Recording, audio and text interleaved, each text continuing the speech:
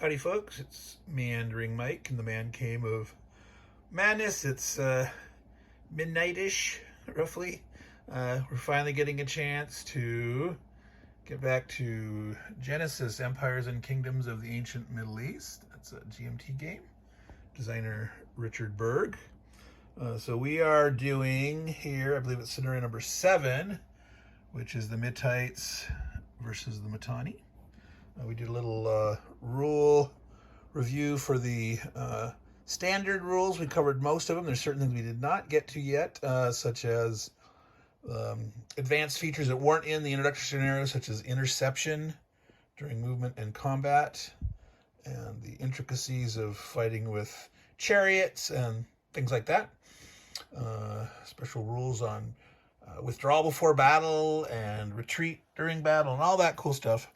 We will cover those as we get to them. We'll not slow down things now. We'll get right into the action. So on this first turn, there are no phases A, C, and D. So there's no succession, no wealth phase, no manpower phase. I already did an initiative. Normally it's the king that has the highest strategic campaign rating. Gets the choice of which player is going to be first player, and it goes clockwise from there. And so that's the Mitanni was selected by the Hittites as going first. Doesn't really matter in the activations, because once those first ones are done, you're going to be drawing from the chit pool from Scully over there.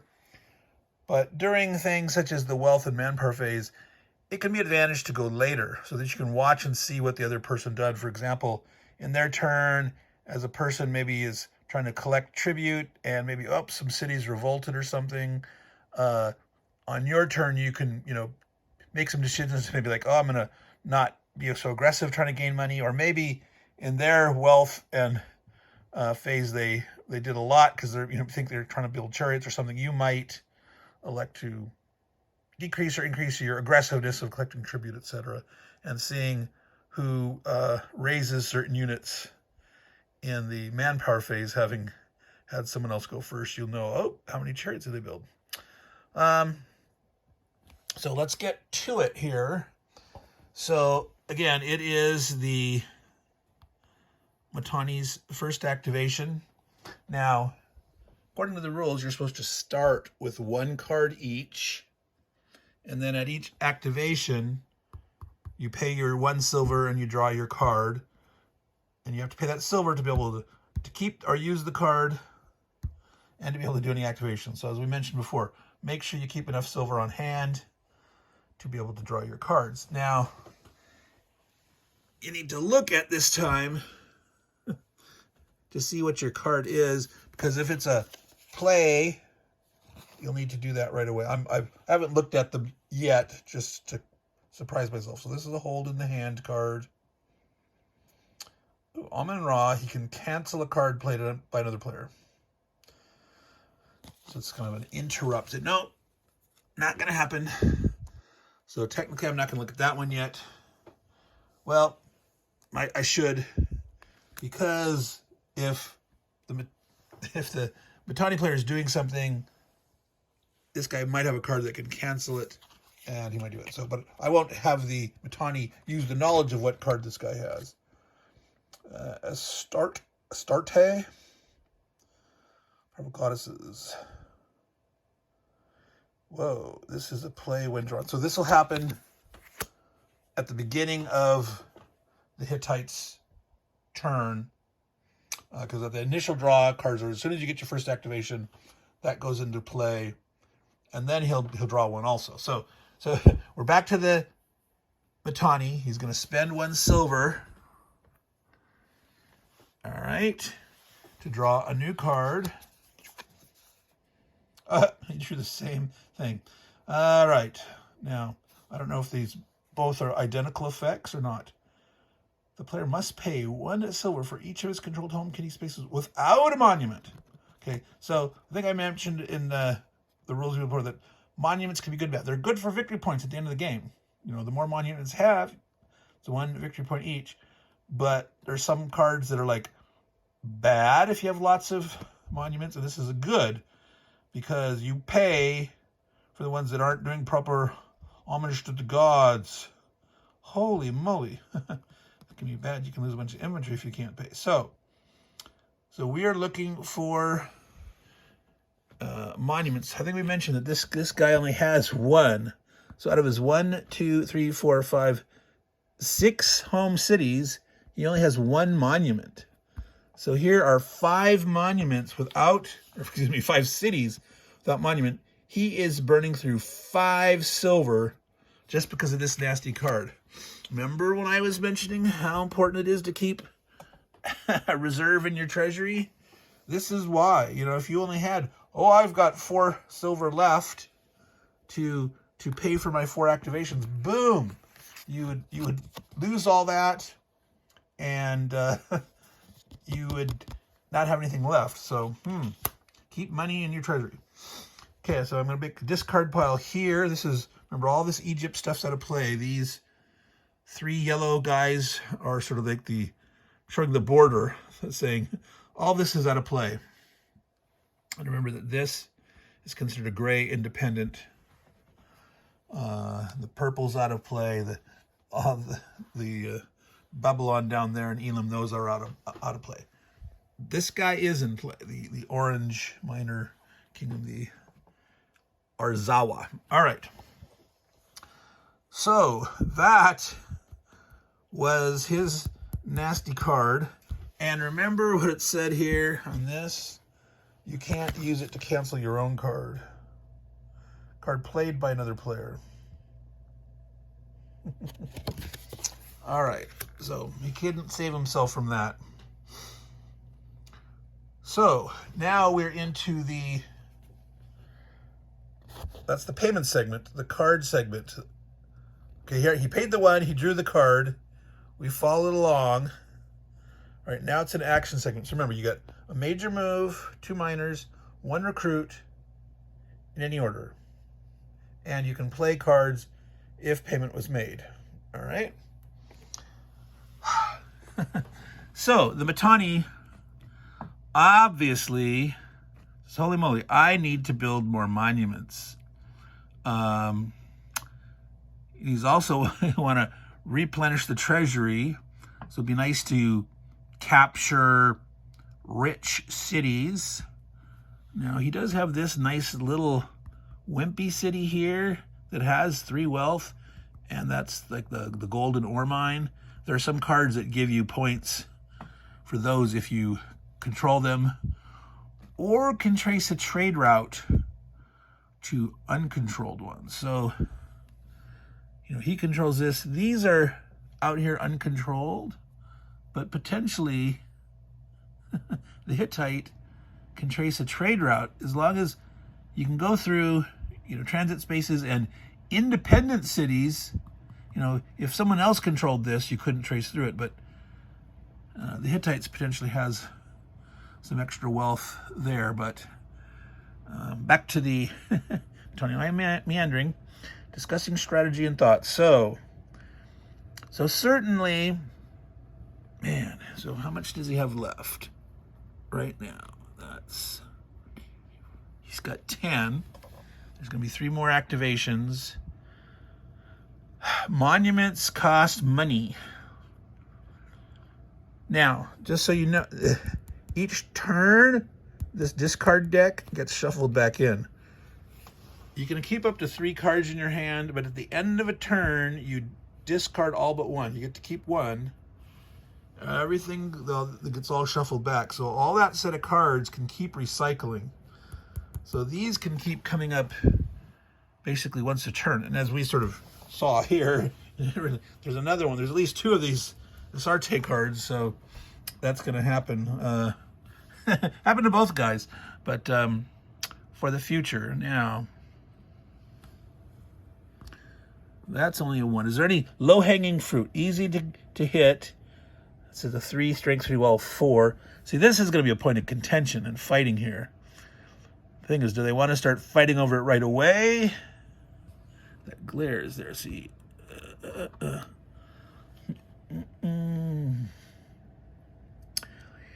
doesn't have much strength there. He's going to want to... So, here's an army. His A army is here. There's his 4 chariots and 6 imps. He's got a B army here. So you never know. These guys could end up fighting through here. The Urartu barbarians, this is Lake Van. They appear, I think it's here in Tushpa. So those potentially can, well, through here. That's out of play. So they could come this way. At some point, he's got to worry about defense here. Now, he's probably not going to want to fight his way through. These guys come here. That's just their excess. Yeah, so he might want to build the wall up one there and eventually leave more dudes there. So I did see these ones without the sort of the oval around the number. These are the peasants, and you need 2 peasants or slaves. Monuments cost 2, I believe, here on the... I'm trying to look in that. Start a monument, finish a monument. And as I mentioned last time, in the same activation segment, you cannot start and finish the same monument. In a later activation segment in the same turn, you can finish one. This costs 2 each. Oh, well. Wow, they might want more infantry. They might want...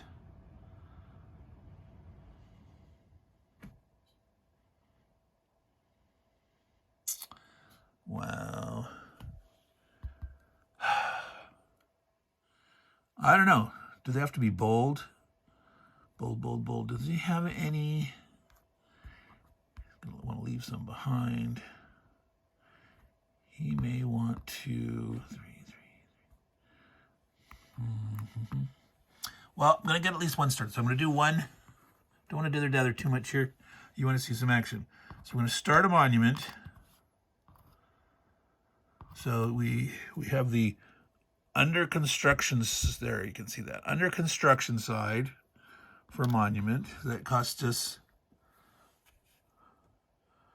2. I did just grab the 2, didn't I? Yeah.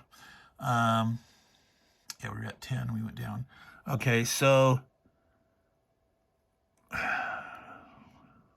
yeah, better not be too aggressive about that. Start building too many and then not have enough money to finish them, and if something else comes up. So let's start a little cautious here. Wow, though. Got to think about that. All right. Recruiting. See, we could recruit. God, infantry. See, yeah, there's also this route that they can fight through here. Now, that slows you down a lot. Those mountains, you know, that's an extra 2 movement points for each of these.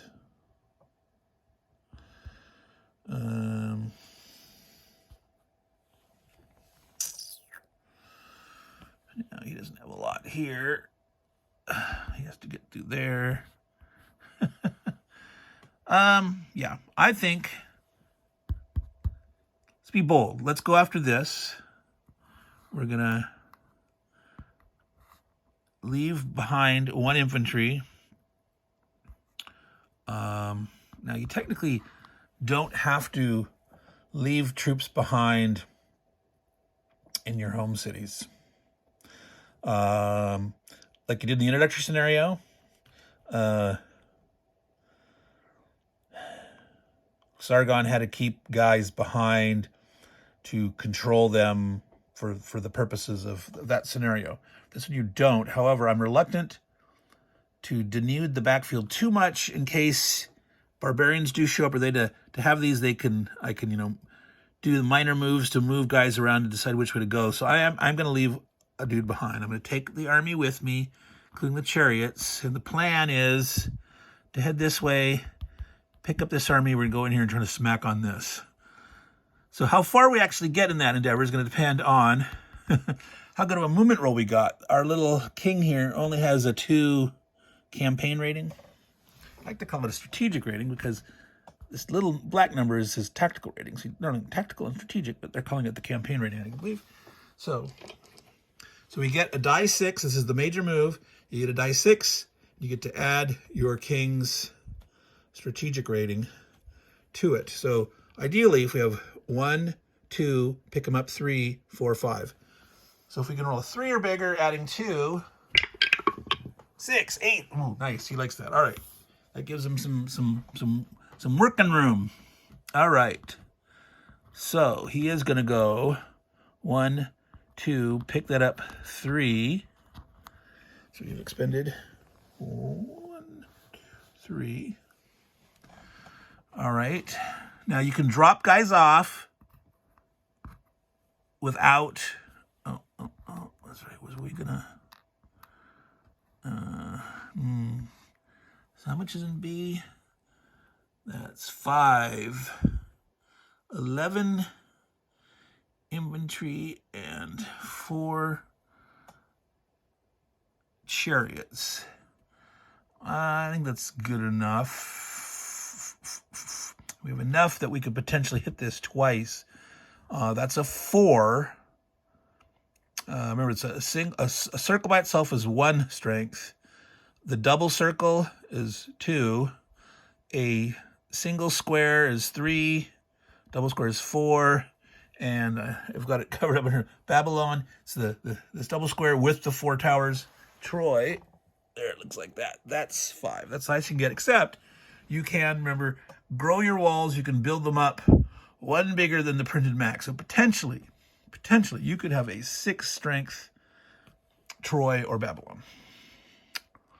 All right. So yeah, I'm gonna go ahead and leave that one behind.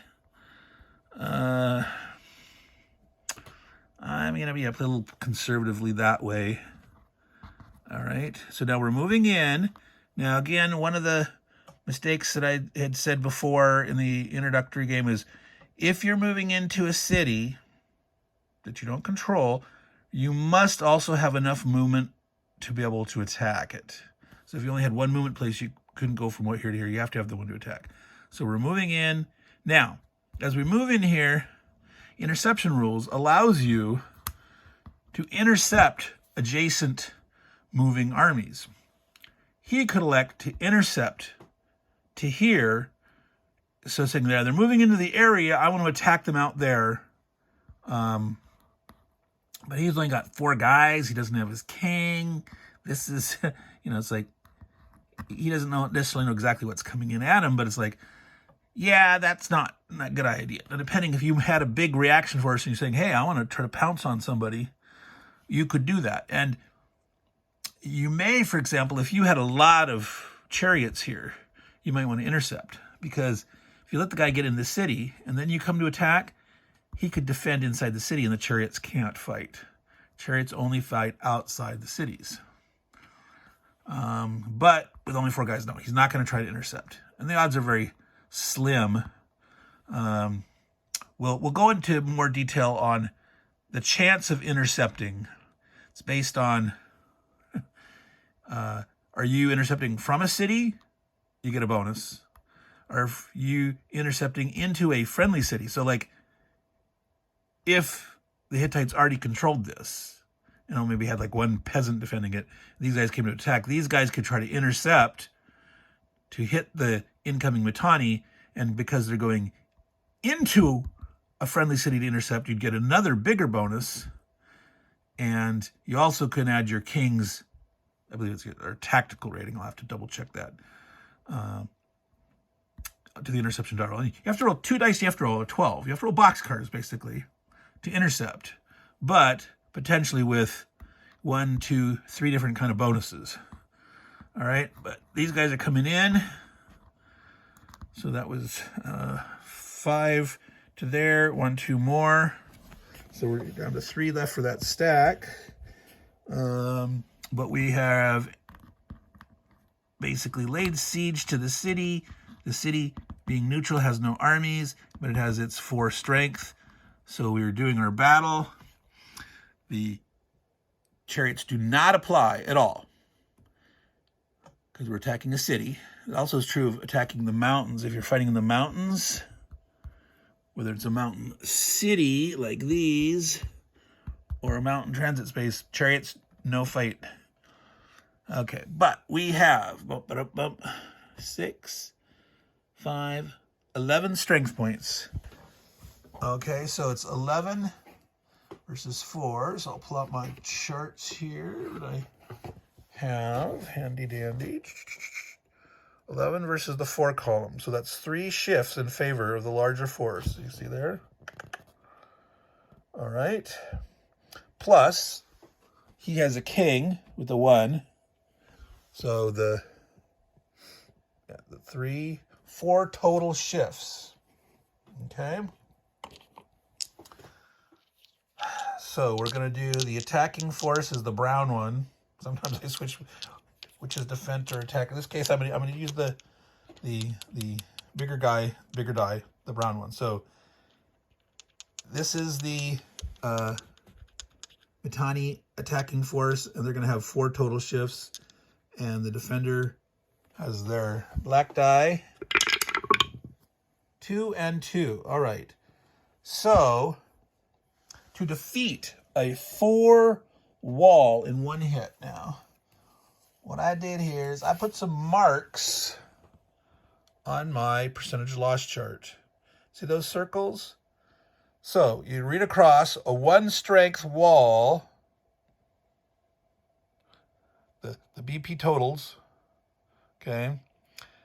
The forces loss generated at 50% will cause it to lose 1.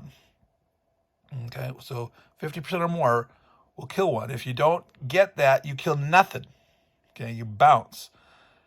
If you're fighting 2 strength points, in this case a 2 strength point wall, you can start doing damage at 30%, but to get a 2 and kill it in 1 round of combat, you need 80%. So for a 3 strength wall, there you see it on the left, you can get 1 or 2 hits, but to get 3, you need 90%. And that's the same for a 4 and a 5 strength wall. I did actually mark the 6 strength wall. If you're defending in Troy or Babylon that's been had upgraded walls, you can actually defeat that in 1 round of combat with 100% hit. Okay, not likely, but we need a 90%. So we got 4 shifts. So the best he can do is put his 20 up to 6. And so he cannot do it in 1 turn. All right. So if, for example, he dropped it down by 3, 70%. So he couldn't even do that because he could only add 4. So the best he can do is get it up to 60%, which is 2. Well, on a 4 strength wall there, you can get a 2 as low as 40%. See that right there? 40 on the top, 4 over the side. So if he uses 2 of his shifts to increase his brown 2-die roll to a 4 to generate 40% losses.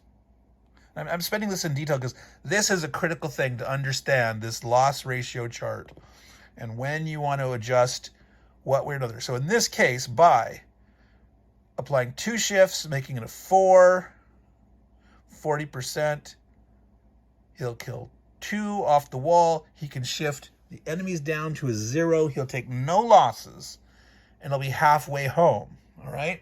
So that's what we're going to do. We're going to go, boom, we're going to be safe, lose nothing, reduce this down from a, now somewhere here, wow,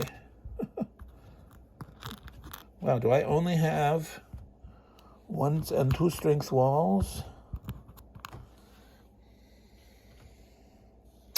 I obviously did not. I have 0s and 1s. I did not clip. No, I'll have to grab those. But right now, I'm going to use, like, for change. That's a 2 strength wall right now. Yeah, interesting. It looks like I did that. I don't see any 2s and 3s. I'll have to grab those. These are cities when you build a city in a transit space and build them out of nothing. Okay, so that was, we still have 3 movement points. Now, even though we did not finish off the wall, we did not lose. If you lose, you have to lose a movement point.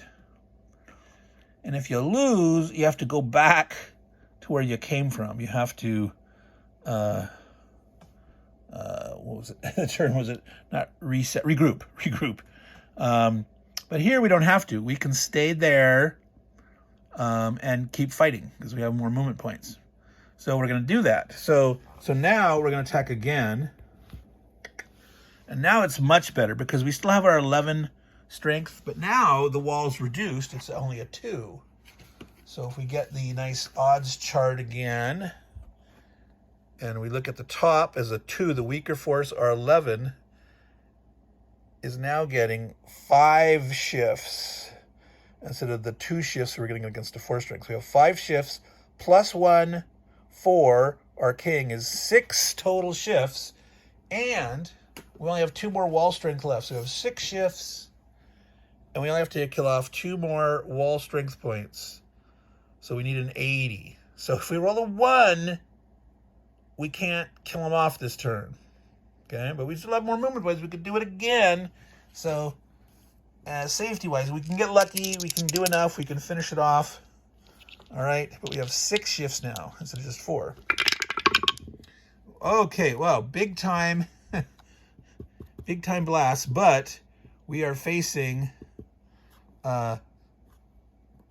big counterattack, retaliatory damage. So we only need to put that up by 2 points, right? Remember, we need to get to 80% to get 2 hits. So if we did that, did our 2 shifts there, that would leave us with 4 left. I could put that down. So we'd have a 10% loss.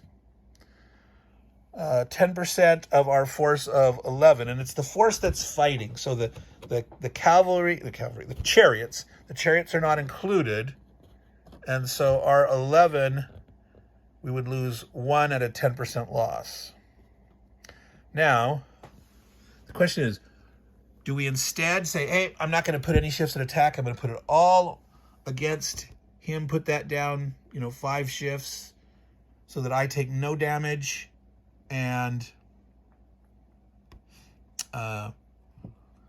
take a little longer. What might I want to do? All right, I've got 2 movement points left at this point. If I do it in 1, I could go on an attack here. Now, I don't necessarily plan on being that aggressive. Do I want to move back anywhere? Do I want to escape from anything? I mean, you could say, now's the time to jump on him. Didn't really intend to be like hyper aggressive that quickly. Just wanted to grab that sucker. So let's maximize our strength. We're going to go ahead and just say, hey, we're putting, 5 down here. We had 1 shift. This puts it up to a 7, but 70 versus 60 is the same thing. Against that 2, it's still just 1. So we've reduced it down to 1 strength. We didn't take any losses. There's been 1 more movement point. And now it's guaranteed. There's no way we can fail here, because we now have 11 strength against 1. We have 11 odds, plus our 1 for our king is 12 odds. We just can't fail, so at this point. So we did that. We spent 1 more. Reduce it down to 0. We took that over. All righty. So we have succeeded in capturing Charchamish. All right, that's a nice city there. It's got 4 economic wealth. It's got 4 walls. We've got a big force there. We're thumbing our nose. So I don't know, maybe if you're going first might be really important if you want to take that, right? So maybe the first turn, it might have been better if the Mitanni was thinking, or if the Hittites thought the Mitanni were going to grab that right away. Maybe they should have tried to grab it first. They didn't. This is where we're at here. Okay, so The guy has 1 movement point left over. He's not going to go anywhere with that force. He's going to keep the whole shebang there. Yep. All right. So we have done our major move. We've done 1 minor move. Oh, plunder. So when you capture a neutral city, where you knock the walls down. Now, if you take a neutral city that currently has no walls, you don't get to plunder it. That's because it got plundered before, and it hasn't a chance to rebuild or anything. So you get half that economic wealth round up. So he gets 2 points. I'm actually gonna flip. Oh no, they don't have. These don't have backsides. I wonder if it doesn't have backsides. I wonder if the intention is to maybe keep your money face down so the opponent doesn't know how much you have in your treasury. Of course, that opens up the potential in a multiplayer game for someone cheating, which I hope no one would do, but sometimes you want to remove temptation. Obviously, in a solitaire game, cheating would be like really weird. So it's not an issue, but okay, so he's got a little more money. He's gonna be able to grow more eventually. It's got his up. He didn't lose anything. I could go in with my other minor move, start another monument, or I could keep conserving that. Be conservative. Wow. Decisions.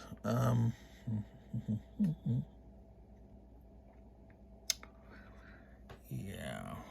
Once we finish one of those, the dudes can move on. Well, yeah. I'm not gonna do the money. I am gonna recruit though. So when you do a recruit action, recruiting is out in captured territories. You raise units in your home kingdom in the manpower segment. During activations, you recruit and it costs silver. So I am going to spend some money. Each infantry strength point costs 1 silver. You can recruit up to 2 of them per independent city you control. And you can do it in multiple places. So you could, if you had a ton of money, you could put 1 or 2 in each of these different places. But again, don't blow all your treasury. You got to remember that in your manpower segment of the next full game turn, where is that? Yeah, so the manpower segment, you are using your manpower rating, right? So 20 is what the Mitanni's current manpower max is. If you have more infantry than that, you lose them. If you have less than that, you can get free up to that point. So if you're buying infantry now, you potentially could lose it. Now, if you're planning on fighting and losing it, it's like if he's going to be being aggressive and start punching up this way, yeah, I'm gonna, let's see here. I don't like this here, this backfield. I'm gonna buy 1 more. I'm spending 1 there. Don't want to buy too many. And I'm gonna buy another infantry for here. I'm gonna do that. Now, infantry has different sides, so you could make change. I could flip one of these 1s to another. But I want to have, potentially, if I do go for it, I want to leave at least 1 or 2 or 3 troops behind. So if he does punch forward, yeah, I just built it on. Okay, so I do have 1 minor move left. Technically, you could like move with, you know, like one of these guys could like try to move, say, into the mountains. Like if you think, oh, what if our two barbarians come up here, and maybe you want to defend here in the mountains to have a chance to slow them down a little bit, that they can't run right in at you. Do you remember there's an attrition phase that happens at the end of a game turn, that if you're out in transit spaces or in any city that can't trace a trade route back to your own kingdom, but if something like that gets active, then I might do something like that. Right now I'll just sit, I'll waste one minor move. All right, so that was the activation for the guys. This has been 35 minutes, almost 36. So I'm going to go ahead and do another activation for the Hittite, and then we're going to stop. Let both guys have a chance to get some action, right? All right, so it is now the Hittites' turn. So at the beginning of their turn, they look at the card. Oh, they have the same crappy thing happen to them. Is it the same? Yes, it's must pay. Yeah, it's the exact same thing. This one was just card 11. Pay. All right, now, the Mitanni had more monuments. They had 3 at the start. 3? Yeah. 1, 2, 3. So of there, let's see, that's gray. The blue and the gray from a distance sort of blend into each other. 1, 2, 3, 4, 5, 6. There's their 6. They have 3 of them. So they lose 3 money. All right. So it wasn't as bad. Still not fun. No one likes giving up their treasury. And so now it's their first the pay segment, and they draw a card. Oh, Barbarian Invasion. Roll 2 dice 6. This is fun. All right, so there were some limits, like Libya doesn't come in if they roll Libya, re-roll. If they roll Libya again, then that's treated as a no event. And some of these guys up here can't activate until turn 6 or 7. Run turn 5. So depending on who activates, I'll have to. All right, so we got to find the barbarian chart. It's in the middle of one of these players here. Here we go. Barbarian forces chart, barbarian invasion table. Here's where we roll. All right. So we are the Hittites. So if we roll, what is that? C, the C note, the Kazkans. That's these gentlemen, I believe. I cannot see under the, yes, Kazkans. So if the Hittites roll that, you roll again. So they can't roll that against themselves. But some other player that rolls it, they can activate those barbarians and get to charge in there and beat on them. All right, so let's just roll the 2 dice and see what we get. 8. Ooh, sea peoples. All right, so the sea peoples are naughty dudes. The sea peoples have 2 different conditions. If they're already on the map, they get certain additional units at a currently controlled city. Otherwise, not on the map. They get their 2/3 king and 2 die 6 of infantry. So they have a king. King number 2/3.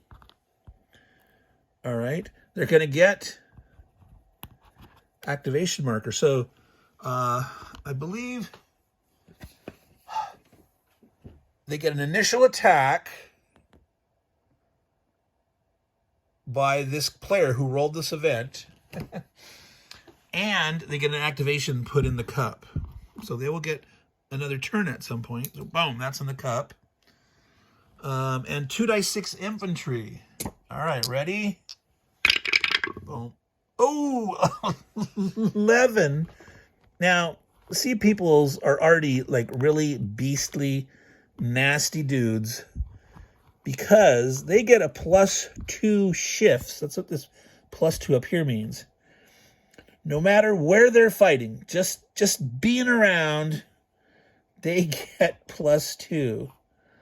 Alrighty, so that's 6, 7, 8, 9, 10, 11. Wow.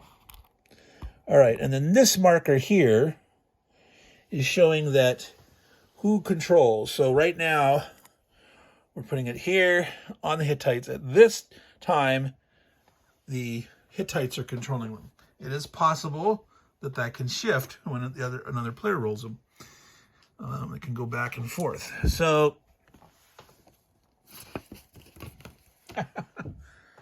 action. Let's see here.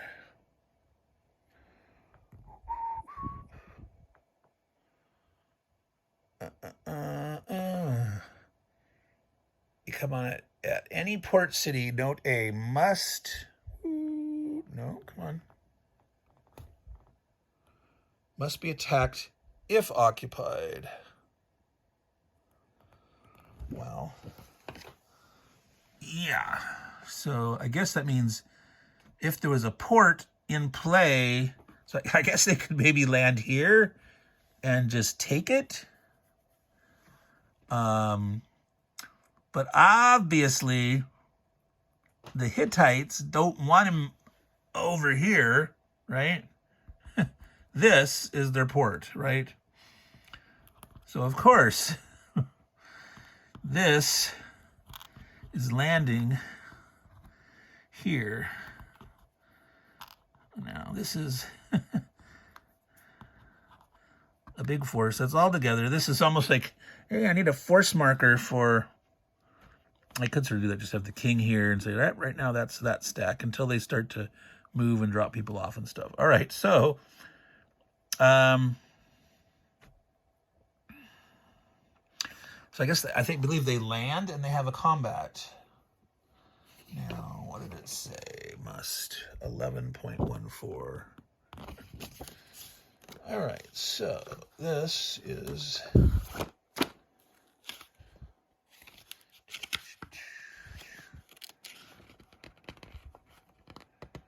all right. Where are we?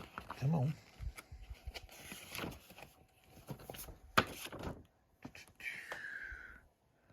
Sea peoples, 11 barbarian invasions. Enemies of everyone, including the player controlling it. No victory points for cities control barbarian units. 6. Sea peoples are always removed in the isolation phase. So at the end of a turn, all barbarians are removed except for the sea peoples. The sea peoples can last over time. The sea peoples. Blah, blah, blah, blah, blah, blah. Benefit, blah, blah, blah. Units on the map. Blah, blah, blah, blah. Place in spaces controlled by the sea people as he sees fit. After units are deployed and a marker removed, connects a major move. Yeah, so you get the no use of any activation marker. So they get that initial major move. Place it in occupied and or fortified port city space that must attack as the first movement phase. The force must continue to attack. Either the port city is taken or the force runs out of movement points or is eliminated. Sounds like fun. All right. So after this initial invasion, if they have any troops left, that's when I should have put the activation marker in the pool. So assuming with 11 guys, they will be still on the map. All right.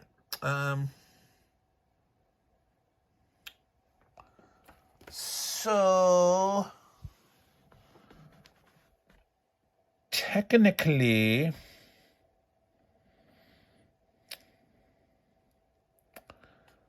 wow. 4. I was trying to think if this Mitanni guy should try to retreat. Now, this is a 4-strength wall. This is his best chance. Is just stay here, defend inside the city, be 5 strength, give them their worst odds, and hope to roll you know, lucky enough to get some casualties and start to weaken these. This is their best chance right now. So yeah, they will stay. So the battle is engaged here. So we have 11 versus 5. That's 2 shifts. 2 shifts for the Sea People's King. And 2 shifts because they're Sea People infantry. Right? So wow. So they get 6 shifts anyway. Ouch. All right, so they're attacking. They're getting 6 shifts. All right, let's see what happens here. Whoa. He did roll big, though. So, I'm going to bump.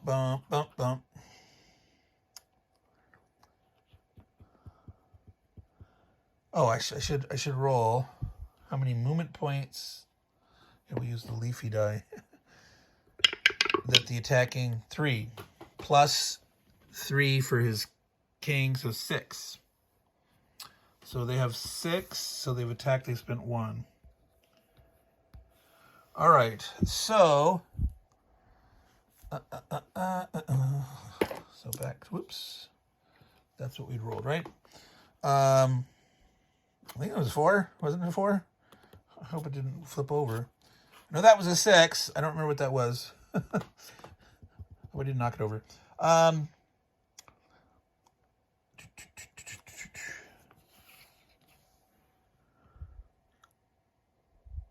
So they could potentially kill everything. Now there's 4. There's 5 total strength points there.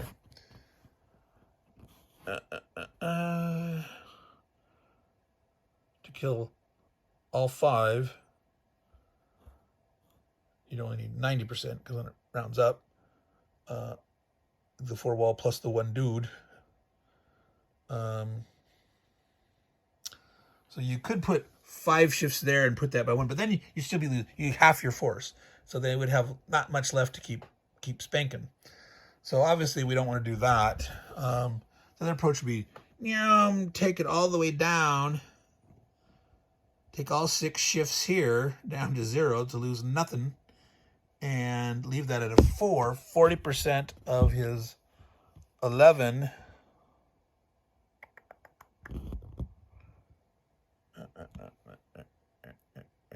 is 4. He would kill 4, so he'd only have 1 strength point. That seems to make more sense. It's going to slow him down a little bit. He's going to spend an extra movement point. But why lose anything at this point, right? Right? 6 of his 6 shifts. To say I take nothing. That's a 4. 40% of 11 is 4.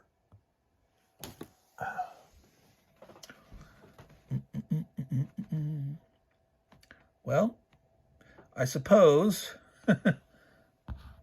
take the hits on the wall. I believe you have the choice. Yeah, I'm pretty certain you can decide to take the hits off the troops or the things. We take all the hits off the walls. Basically, we could then... retreat. Retreat option. You can take a little less losses.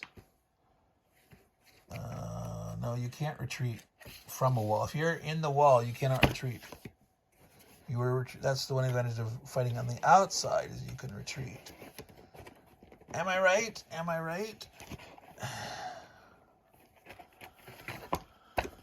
Okay. Let's see here. Nope. I'm looking in the playbook. I need the rule book. All right. Pre-battle withdrawal. We didn't do that. We could have done that. We could have tried that to save the 1 dude. Maybe we should have, but... combat battle sequence resolving battles. Simplified rounding. Retreating and regrouping.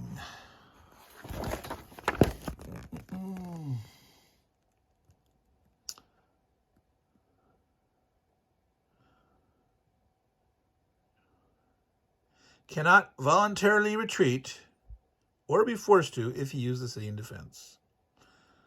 All right, so you can reduce your damage by 10%,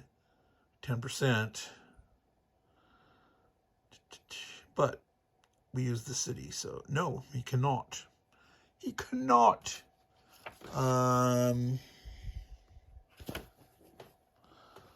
So yeah, basically, yeah. I mean, he's gonna lose his troop. This is gonna be knocked down to 1, or he could have left the other guy, whatever. Oh, in the next round, if that's right, no, he's considered surrounding. So even in the second round, can't be forced to retreat. He wouldn't have that option. Force it, do not do so fall nearly.